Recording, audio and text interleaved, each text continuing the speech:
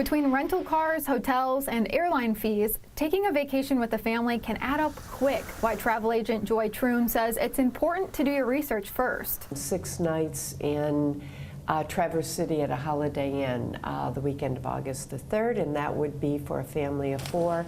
Just for the hotel, $2,000. She says looking during off seasons can make a difference. At the same time, I looked at flying from Detroit to Tampa and staying right on the beach in St. Petersburg, and you can do that for a family of 4 for $1,800, including airfare and hotel. Another tip, try starting with Google Flights.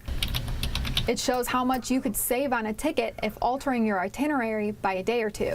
Troon says once you've got a location in mind, use credit card points. Everything that you spend goes towards points, and those points aren't just for airline tickets, but you can use them for hotels or car rentals. Some airlines even offer companion passes to enjoy 2 vacations for the price of 1, earning discounts and free trips. Other ideas include taking a road trip or a train and bringing your own food to keep in the hotel. Most importantly, she says start saving early. If you just thought about $200 or $300 a month, how it would offset that cost.